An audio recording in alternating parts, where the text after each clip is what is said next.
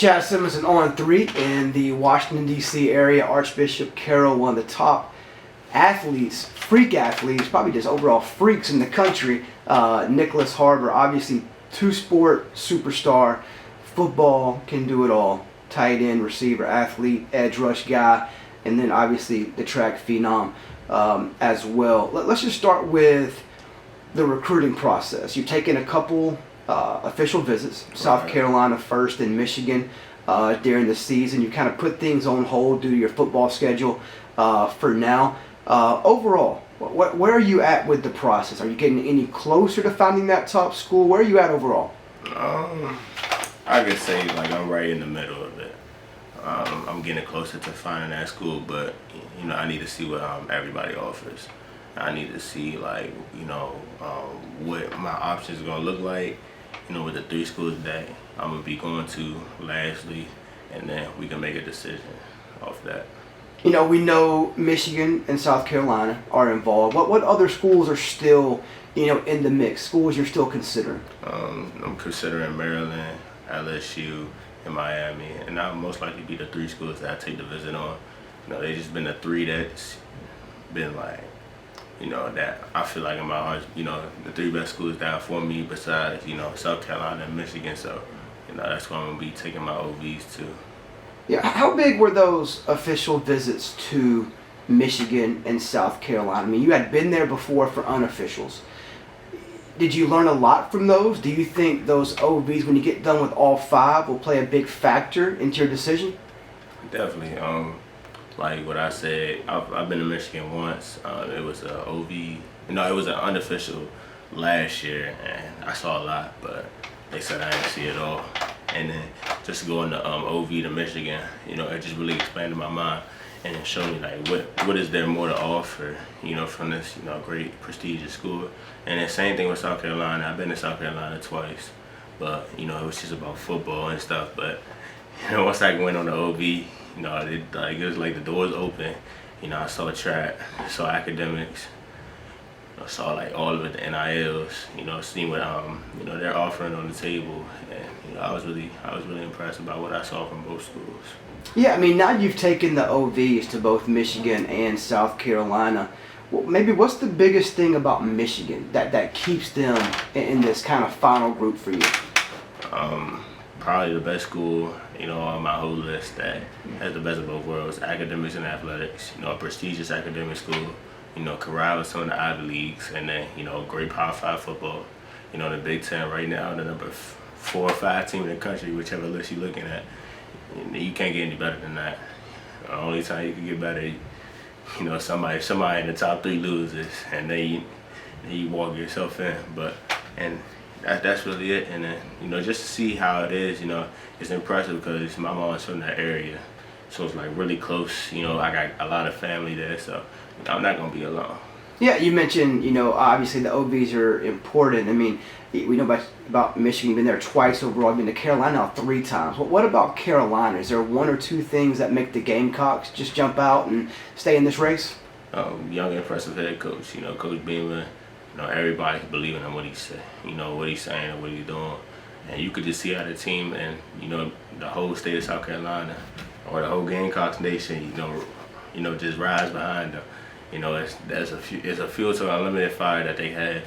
And I just been very impressed in them, especially with the recruiting class. Grayson, always texting me. Yeah. We always texting each other. He wants me to come so bad. I've been thinking that Coach Wright, Coach Sterling, it's a really good group of men and a really good group of guys that's, coming in that's already been there. Yeah, are those 2 staffs, Michigan and South Carolina, are they telling you the same thing as far as position, how they would use you, or are they coming at you different ways if you go there? They're coming at me kind of the same way, but, it's all in the mix. I can play both ways. I can go one way. Is one school pushing more one way and the other one the other way, or? I could say, you could probably tell and look at South Carolina, which way they're going, which way they're pushing towards, just to look at the recruiting class, how much defensive linemen, the defensive lineman overhaul they got.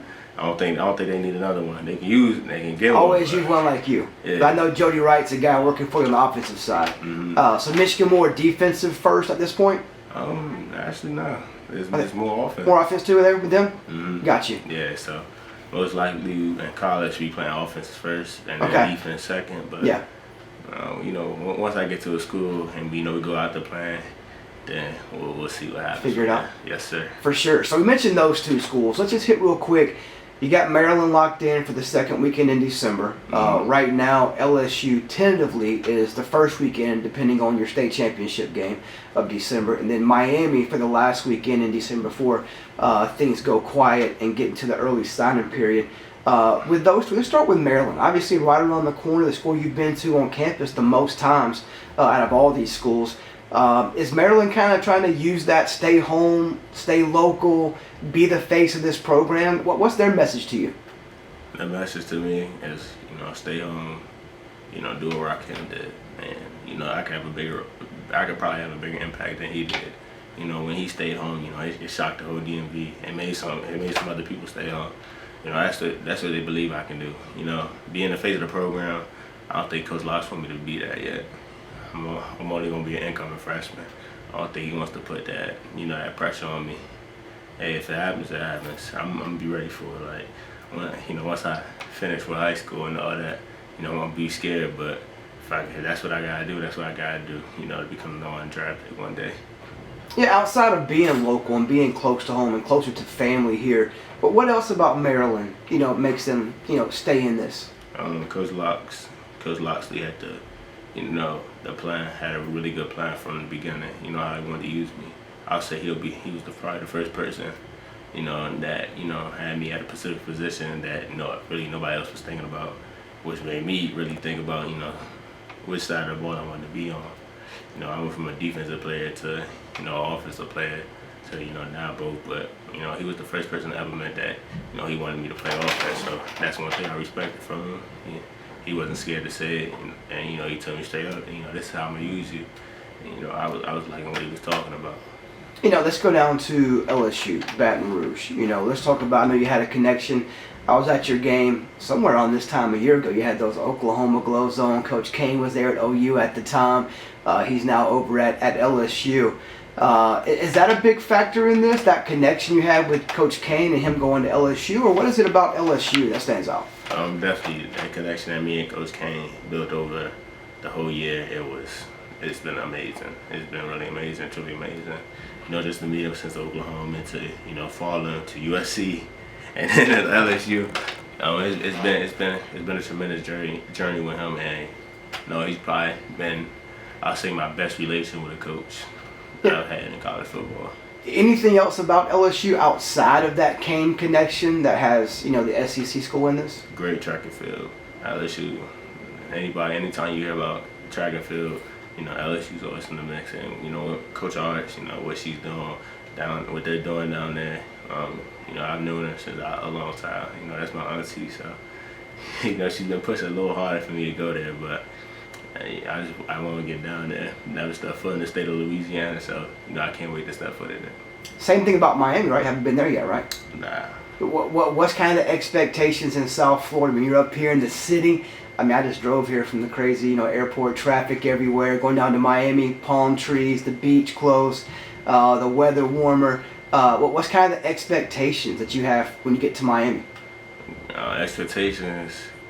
Just to see what you just explained, but the culture behind Miami, they got a lot of Hall of Fame a lot of Hall of Famers to come out that place, and if they can help me become one, then that's one thing I love to do. How they just got the number one corner, they got the quarterback, Francis, this team getting all these top rated guys, and I want to see what they're talking about. Yeah, who are the coaches that you're close to on that staff? Who have you been communicating with there? Jason Taylor. Jason Taylor's been number one right now. What's that mean? You talk about dudes now. Obviously, Miami Dolphin legend. What's that mean, having that communication with a guy like that? I was astounded to talk to him. Like, FaceTime for the first time. I was like, I like that. Like Jason Taylor just called. He said, he thought, and he said, no, you lied. I said, Dad, watch. Next time we put you on the phone. You know, he said, oh my God. Like, we was just surprised. Like, you know, NFL Hall of Famer, you know, was calling me. And then when Ed Reed texted me, you know, that made my day. You know, like, I got stars coming out. I got to talk to Ed Reed. Yeah. And I was just, you know, that was just astounding because I used to see him all the time on TV. And for me to finally, like, talk to him and pick his brain about stuff, it was one of the best things. You know, in your mind, you know, I know you don't want to talk about it. If those 5 schools are in there, what, break it down a little bit. Is there any type of order? How close is this race right now for you? It's real close. You know, I'm a guy. I'm a guy that you know, that makes sure that, you know, he wants to know where he's going, and that he wants to, you know, be very, very, very, you know, happy about his decision, and then I make sure that, you know, I'm making the right decision for me because I got really big goals. A lot of athletes, you know, don't have the goals that, you know, that I would have. So that's going to be probably the, you know, biggest thing. So it's a really close race. Break down a little bit about what the factors are for you. We know track, we know football, maybe position, how you fit on the field. We know we've mentioned, you know, academics are very important, you and your family as well. Are those the main factors, or what? How would you kind of, I guess, put that into like a pie chart? Like, what's the most important factors when you kind of pick this one school? Overall, the team, like, you know, just to see, you know, where the team is projected and how they're doing, you know, overall in the season. You know, if they're doing bad, but, you know, they got a good recruiting class coming in. You know, I want to see how they can recruit. You know where, how many people they got in my position. And, you know, am I going to be coming in? Am I going to have, you know, get some optimal playing time, or am I going to get a chance to start, or am I have to, you know, sit back and learn from somebody for, you know, a year or two.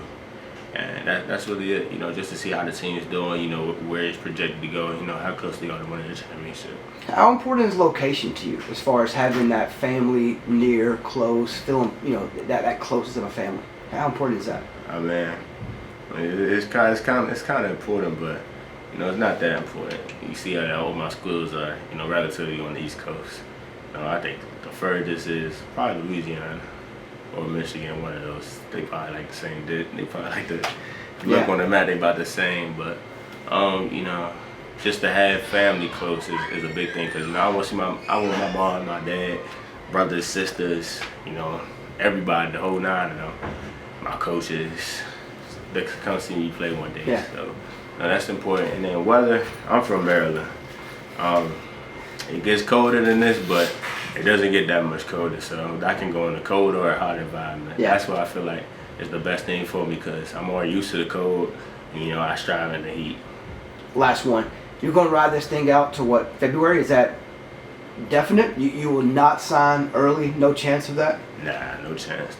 You know, I've decided with my coaches and stuff that, you know, it's just best, since I got a lot of stuff going on, and, you know, I'm not really in a rush. I'm gonna just go take it slow.